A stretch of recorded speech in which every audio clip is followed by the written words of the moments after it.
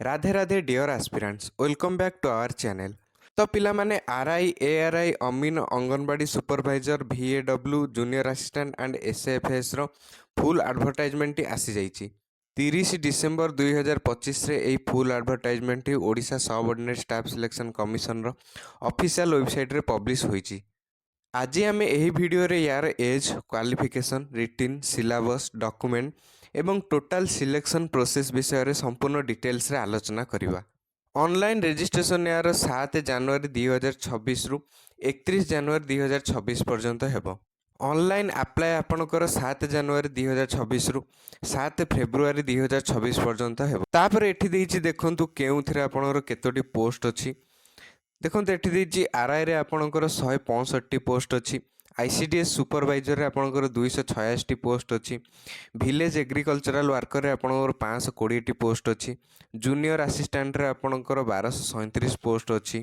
तापर एठी assistant revenue officer ARY रे आपणकर 422 टी पोस्ट अछि। तापर एठी आपणकर अमीन रे आपणकर 378 टी पोस्ट अछि। तापर एठी आपण स्टैटिस्टिकल फील्ड सर्वेयर जोटा एसएफएस रे आपणकर 242 टी पोस्ट अछि। तापर पे स्केल एठी देइ देखंतु सब देइछि एठी आपणकर आरआई आ आईसीडीएस सुपरवाइजर पय आपणकर 35400 विलेज एग्रीकल्चरल वर्कर पय आपणकर 21700 तापर जूनियर असिस्टेंट आ एआरआई पय आपणकर 19900 तापर आपणकर एठी अमीन आ स्टैटिस्टिकल फील्ड सर्वेयर पय आपणकर 18000। तापर आसंतु देखिबा हमर सिलेक्शन प्रोसेस। तो सिलेक्शन प्रोसेस रे प्रथमे आछि eligibility criteria age and educational qualification. तो प्रथम ये देखो आरआई आपणकर रेवेन्यू इन्स्पेक्टर पे आपणकर क्वालिफिकेशनटा बैचलर डिग्री मागुची। तो आपण +3 पास करथिले आपण एई पोस्ट को अप्लाई करबा पे एलिजिबल हेबे। तो एज या पे मागुची 20 वर्ष रु 42 वर्ष आपनकु 1 जनवरी 2025 को हेइतिबा आवश्यक। तापर आसला आपणकर आईसीडीएस सुपरवाइजर। तो ए जो आईसीडीएस सुपरवाइजर केवल आपणकर फीमेल माने ही आवेदन करि परिबे। तो एथिरे आपणकर क्वालिफिकेशन भी सेही बैचलर डिग्री मागुची। जेकोसी स्ट्रीम हे तो आर्ट्स हो कि साइंस हो कि कॉमर्स हो आपन केवल +3 पास करथिले आपन या पे आवेदन करि परिबे। तो या पे बयस आपणकर 21 वर्ष रु 42 वर्ष मागुची। आपनकु 1 जनवरी 2025 को हेइतिबा आवश्यक। तापर आसला आपणकर विलेज एग्रीकल्चरल वर्कर VAW या पे क्वालिफिकेशन आपणकर +2 साइंस टे मागुची किंबा +2 वोकेशनल कोर्स जदि आपण करथिबे एग्रीकल्चरल रिलेटेड रे एग्रीकल्चर रिलेटेड सब्जेक्ट रे तो आपण एलिजिबल हेइ परिबे। बयस भी या से 21 वर्ष रु 42 वर्ष मागुची। आपन को 1 जनवरी 2025 को हेइतिबा आवश्यक। तापर आसला जूनियर असिस्टेंट। जूनियर असिस्टेंट रे आपणकर क्वालिफिकेशन +3 पास टे मागुची। जेकोसी स्ट्रीम हे तो आर्ट्स हो साइंस हो कि कॉमर्स हो आपण +3 पास टे करथिबा आवश्यक एवं ता सहित आपणकर कंप्यूटर नॉलेज भी थिबा आवश्यक। एवं या ପାଇଁ भी बयस से मिनिममटा आपणकर 21 और मैक्सिममटा आपणकर 42 वर्ष आपन को 1 जनवरी 2025 की हेइतिबा आवश्यक। तापर आसला आपणकर एआरआई असिस्टेंट रेवेन्यू इन्स्पेक्टर आउ अमीन। तो असिस्टेंट रेवेन्यू इन्स्पेक्टर आउ अमीन पई से केवल गोटे क्वालिफिकेशन मागुची। आपण +2 पास टे करथिबा दरकार। जेकोसी स्ट्रीम हो आर्ट्स हो साइंस हो कि कॉमर्स हो आपण जेकोसी स्ट्रीम रु +2 पास टे करथिले आपण एलिजिबल होई परिबे। एवं बयस से एआरआई अमीन पे से सेम रही 20 वर्ष मिनिममटा आपन को हेइतिबा दरकार एवं मैक्सिममटा आपन को 42 वर्ष हेइतिबा दरकार 1 जनवरी 2025 को। तापर आसला आपनकर स्टैटिस्टिकल फील्ड सर्वेयर SAFS। तो स्टैटिस्टिकल फील्ड सर्वेयर पे आपन को क्वालिफिकेशन मिनिमम +2 पास टे मागुची। आपण जेकोसी स्ट्रीम रु +2 पास करिथान ना काहेकि। तो बयस या पे 21 वर्ष रु 42 वर्ष मागुची। आपनकर 1 जनवरी 2025 को आपन को बयस हेइतिबा दरकार। तो कहिबाकू गले एथिरे आपनकर आरआई एआरआई आउ अमीन एई तीनटा पोस्ट पे आपनकर बयस आपनकर 20 वर्ष मिनिमम टे मागुची। 1 जनवरी 2025 को आपनक बयस 20 रु 42 वर्ष पर्यंत होइतिले आपण ए आरआई एआरआई आउ अमीन पोस्ट अप्लाई करबा पे एलिजिबल हेबे। एवं आउ जो रहिला एठी आपनकर आईसीडीएस सुपरवाइजर आपनकर VAW आपनकर जूनियर असिस्टेंट एवं आपनकर स्टैटिस्टिकल फील्ड सर्वेयर एई चारोटी पोस्ट आपन को 1 जनवरी 2025 को मिनिमम 21 वर्ष एवं मैक्सिमम 42 वर्ष होइतिबा दरकार। तापर आसला आपनकर एठी एज रिलैक्सेशन।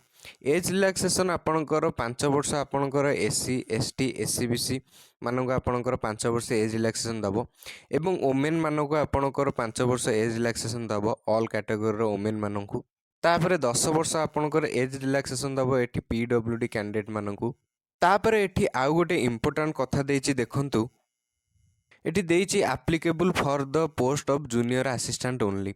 तो एटी देइ देखंतु the candidate have registered his or her name in any employment exchange in the district concerned and have valid employment registration certificate on or before the date of submission of application. तो एठी देइछि जेउ candidate माने junior assistant post पे apply करिवे तो से जेउ district पे अप्लाई करिवे तो से माने सेही डिस्ट्रिक्ट रो एम्प्लॉयमेंट एक्सचेंज ऑफिस रे एडवर्टाइजमेंट बाहरवा पूर्वरु निज नाम रजिस्ट्रेशन करथिबा आवश्यक। तापर एठी देइछि जेउ माने निज डिस्ट्रिक्ट एम्प्लॉयमेंट एक्सचेंज रे नेम रजिस्ट्रेशन न करी स्टेट किंबा स्पेशल एम्प्लॉयमेंट एक्सचेंज रे निज नाम रजिस्ट्रेशन करिथिबे तो सेमानकु दुईटी डॉक्यूमेंट अपलोड करबाकू पड़िबो। गोटे हैला स्टेट किंबा special employment exchange registration certificate आउ गोटे होची सेमानकर रेसिडेंट सर्टिफिकेट। तापर एठी आपणकर एग्जामिनेशन फी देइछि तो एग्जामिनेशन फी आपणकर SC ST and PWD candidate मानकु छाड़िकिरी अन्य जो कैंडिडेट माने रहिले तो सेमान पे आपणकर 500 टंका एग्जामिनेशन फी रहिछि। एवं एठी देइछि देखंतु जो कैंडिडेट माने रिटन एग्जामिनेशन अपियर करिवे तो सेमानकु एग्जामिनेशन फी जो 500 टंका आपणकर रिफंड मिलिबो। ता माने जो माने आपणकर रिटन एग्जाम अपियर करिवे बा रिटन एग्जाम देबे तो सेमानकु से जो एग्जामिनेशन फी बा एप्लिकेशन फी 500 टंका सेमानकु रिफंड मिलिबो। तो जो माने अप्लाई करिकि रिटन एग्जाम अपियर करिवेनि बा रिटन एग्जाम देबाकू जिबेनि तो सेमानकु से 500 टंका रिफंड मिलिबो नाही।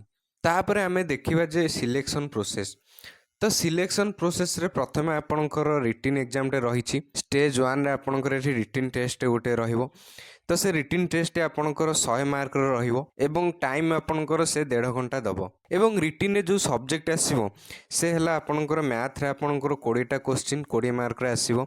जनरल स्टडीज रे आपणकर 20 टा क्वेश्चन 20 मार्क रे आसीबो। इंग्लिश रे आपणकर 20 टा क्वेश्चन 20 मार्क रे आसीबो।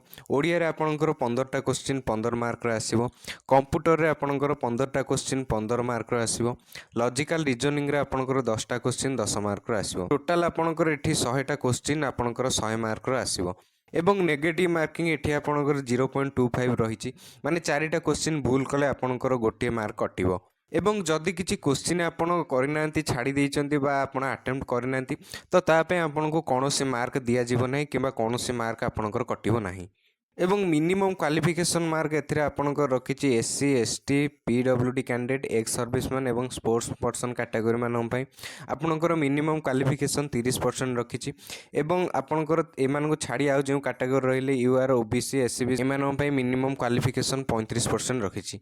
तो आउ गोटे एठी इंपोर्टेंट नोट देछि देखंतु जे माने विलेज एग्रीकल्चरल वर्कर VAW रे अप्लाई करिवे तो सेमान जदि डिप्लोमा करिथिबे agriculture polytechnic under Odisha university of agriculture and technology तो सेमानकु 5% एक्स्ट्रा मार्क मिलिबो। तापर एठी देछि आपणकर जो इंग्लिश आ ओडिया सब्जेक्ट को छाड़ी आउ जो सब आपणकर सब्जेक्ट रे क्वेश्चन आसीबो तो से सब आपणकर बाइलिंगुअल आसीबो माने दुईटी लैंग्वेज रे आसीबो इंग्लिश आ ओडिया रे आसीबो। तो केवल इंग्लिश आ ओडिया सब्जेक्ट आपणकर सेही इंग्लिश टा आपणकर इंग्लिश लैंग्वेज रे आसीबो एवं ओडिया टा आपणकर ओडिया लैंग्वेज रे आसीबो एवं सेही दुईटा को छाड़ी आपणकर अन्य जो रहला मैथ जीके आपणकर रीजनिंग कंप्यूटर तो ए सब आपणकर बोथ ओडिया आ इंग्लिश लैंग्वेज रे आसीबो। तापर जदि आपणकर एठी ओडिया वर्जन लैंग्वेज रे किछि आपणकर कन्फ्यूजन बा डाउट हुए रहे तो सेठी आपण इंग्लिश वर्जन को आपणकर फाइनल आ करेक्ट बोली धरा हेबो। तो एग्जांपल मु गोटे आपनको बुझे दउ जे सेही टाइप रो तो जदि देइथबो गोटे आपणकर गोटे क्वेश्चन आस्थिबो आपणकर इंग्लिश रे लिखा हेतो how many states are there in India एवं ओडिया रे से क्वेश्चन टा लिखा हेतो आपणकर भारत रे केतोटी राज्य अछि। तो एई क्वेश्चन आपणकर किछि कन्फ्यूजन नाही यार आंसर सेही 28 सेम हबो आपणकर इंग्लिश रे जहा क्वेश्चन अछि ओडिया रे भी से क्वेश्चन अछि किछि भूल हबोनी। जदि किछि एमिति टाइप रो क्वेश्चन देई थाए जे गोटे इंग्लिश रे देइथबो which river is the longest in India एवं ओडिया रे से क्वेश्चन टाकू देइथबो जे भारतर सबुठु बड़ नदी केउठी तो एइटा हला कन्फ्यूजन बा डाउट वाला क्वेश्चन। तो इंग्लिश रे जो आपनकर क्वेश्चन टा देइछि which river is the longest in India तो लॉन्गेस्ट माने होछि आपनकर कोउडा माने भारतर सबुठु लंबा नदी कोउडा लॉन्गेस्ट माने लंबा किंतु सेही क्वेश्चन टा आपन ओडिया रे जदि देइथबो भारतर सबुठु बड़ नदी केउठी तो बड़ तो हे गला आपनकर लार्जेस्ट ना।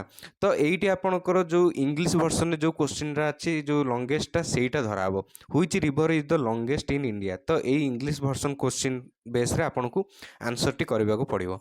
ए इंग्लिश वर्जन टा आपनकर फाइनल आउ आपनकर करेक्ट बोली धरा जो इंग्लिश वर्जन अनुसार आपनको मार्क ही मिलिबो। ତ ଏଇଟା ରହିଲା ସବୁଠୁ ଇମ୍ପୋର୍ଟାଣ୍ଟ କଥା। ଆପଣ କେହି ବି ଯଦି ଓଡ଼ିଆରେ କିଛି ଭୁଲ କ୍ୱେଶ୍ଚିନ୍ ଦେଇଥିବ ଓଡ଼ିଆ ଅନୁସାରେ କରିବେନି। ତ ଯଦି ଆପଣଙ୍କୁ ଇଂଲିଶ ଆଉ ଓଡ଼ିଆରେ କିଛି ଏପଟ ସେପଟ ଟିକେ ନଜର ଆସିଲା ତ ଆପଣ ଇଂଲିଶ କ୍ୱେଶ୍ଚିନ୍ ଅନୁସାରେ ଆନ୍ସର୍ କରିବେ। ତାପରେ ଆପଣଙ୍କର ଏଠି ରହିଛି ଷ୍ଟେଜ୍ 2ରେ ଆପଣଙ୍କର ରହିଛି ପ୍ରାକ୍ଟିକାଲ୍ ସ୍କିଲ୍ ଟେଷ୍ଟ।